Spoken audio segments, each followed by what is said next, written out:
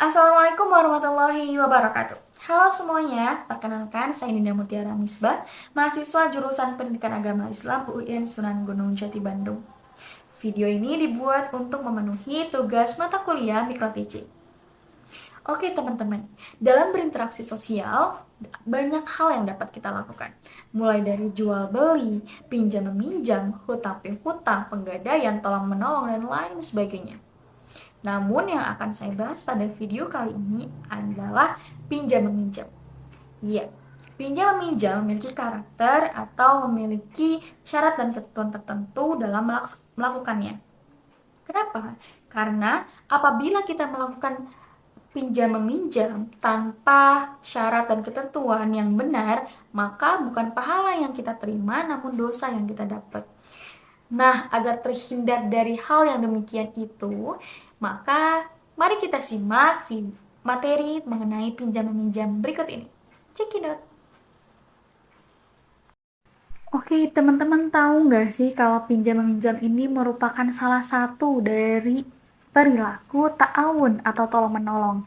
Kenapa? Karena dengan melakukan pinjam meminjam atau kita meminjamkan barang atau uang kepada orang lain, itu sama saja kita memberi bantuan kepada orang lain. Karena orang yang meminjam itu biasanya karena dia membutuhkan sesuatu itu. Jadi jelas ya ketika kita meminjamkan itu sama dengan kita membantu orang lain. Pinjam-minjam dalam istilah Islam ini dinamakan ariyah yang bermakna pinjaman tak berbunga. Pinjam meminjam adalah kehidupan bermasyarakat yang biasa dilakukan. Hal ini terjadi karena manusia saling membutuhkan untuk memenuhi hajat kehidupannya. Oleh karenanya, agama Islam memberikan aturan-aturan dalam melaksanakan pinjam-minjam, baik dasar hukumnya, syarat-syarat hukumnya, maupun hak dan kewajiban bagi orang yang terlibat dalam pinjam-meminjam. Selanjutnya ada hukum pinjam-meminjam. Hukum pinjam-meminjam itu tertera dalam Quran Surat Al-Ma'idah ayat 2 yang menjelaskan tentang perintah tolong-menolong dalam urusan kebaikan.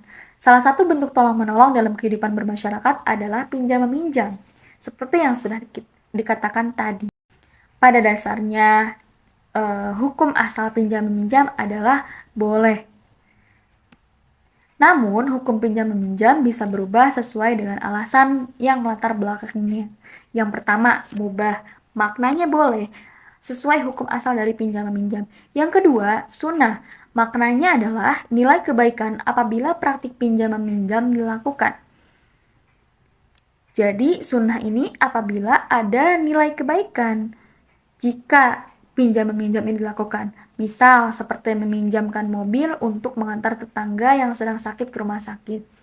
Nah, yang ketiga, maknanya wajib. Maknanya ada keharusan dalam pelaksanaan pinjam-meminjam. Contohnya dalam kondisi keuangan yang cukup, bahkan berlebih, kita memberi pinjaman uang kepada tetangga yang sangat membutuhkan untuk pengobatan. Pada saat itu kondisi tetangga yang sakit harus dilakukan operasi untuk menolong jiwanya. Maka dalam kondisi itu menjadi wajib hukumnya untuk meminjamkan uang tersebut. Yang ketiga ada haram. Maknanya dihukumi dosa bila terjadi akad pinjam-meminjam. Misal, memberikan pinjaman kepada orang untuk berjudi, minum minuman keras, dan perbuatan-perbuatan lain yang dilarang agama. Selanjutnya ada rukun pinjam-meminjam. Rukun pinjam-meminjam ini ada 5. Yang pertama ada mu'ir. Mu'ir ini yaitu orang yang meminjamkan. Yang kedua ada musta'ir, yaitu orang yang meminjam. Yang ketiga ada musta'ar, atau barang yang dipinjam. Yang keempat ada batas waktu, dan yang kelima ada ijab kabul atau ucapan keterangan dari kedua belah pihak. Lalu syarat pinjam-meminjam. Syarat pinjam-meminjam ada terbagi 3. Ada syarat bagi orang yang meminjam, syarat bagi orang yang meminjamkan, dan barang yang dipinjam. Syarat bagi orang yang meminjamkan atau ru'in. Yang pertama, berhak berbuat kebaikan tanpa ada yang menghalangi. Yang kedua, barang yang dipinjamkan milik sendiri ataupun barang tersebut menjadi tanggung jawabnya. Selanjutnya, syarat bagi orang yang meminjam. Yang pertama, mampu berbuat kebaikan atau mengambil manfaat dari barang yang dipinjam. Yang kedua, mampu menjaga barang yang dipinjam dengan baik. Selanjutnya ada syarat barang yang dipinjam. Yang pertama, barangnya ada manfaatnya. Yang kedua, bersifat tetap, tidak berkurang atau habis ketika diambil manfaatnya. Nah, ini seperti halnya ketika kita meminjam pulpen, itu berarti bukan meminjam ya teman-teman, tapi kita meminta tintanya seperti itu. Karena sifat tinta pulpen itu sendiri ketika dipakai itu berkurang tintanya. Maka di sini tidak berlaku pinjam meminjam ya. Kita minta tintanya, pinjam pulpennya seperti itu akadnya. Yang keempat ada yang selanjutnya, catatan penting dalam pinjam meminjam. Perlu diperhatikan hal-hal berikut ini. Barang yang dipinjam selayaknya untuk dimanfaatkan sebaik-baiknya dan tidak melanggar aturan agama. Yang kedua, peminjam hendaknya tidak melampaui batas dari sesuatu yang dipersyaratkan orang yang meminjamkan. Yang ketiga, peminjam merawat barang pinjamannya dengan baik sehingga tidak rusak, sebagaimana hadis Nabi Shallallahu Alaihi Wasallam, an samurata qala Nabi Shallallahu Alaihi Wasallam alal yadi ma akhadat hatta yu'addihi. Dari Samurah Nabi Muhammad SAW bersabda, tanggung jawab barang yang diambil atas yang mengambil sampai dikembalikannya barang itu.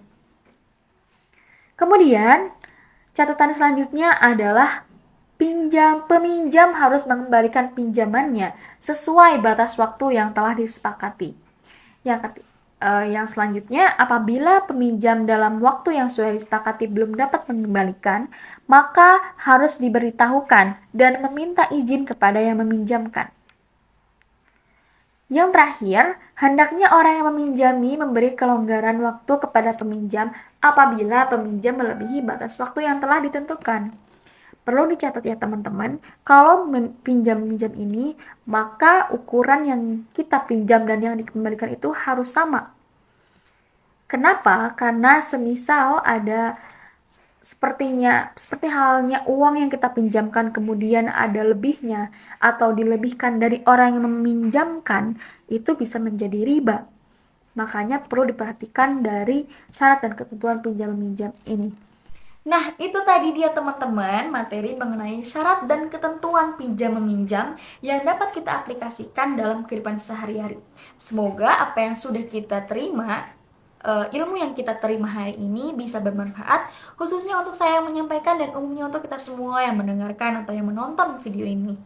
Baik, terima kasih teman-teman atas perhatiannya dan mohon maaf atas segala kekurangan atau kekeliruan yang terdapat dalam video ini karena kesalahan murni dari kebodohan saya dan kelebihan datangnya dari Allah Subhanahu wa taala. Saya mohon undur diri. Terima kasih. Wabillahi taufiq wal hidayah. Wassalamualaikum warahmatullahi wabarakatuh. Audio Jungle.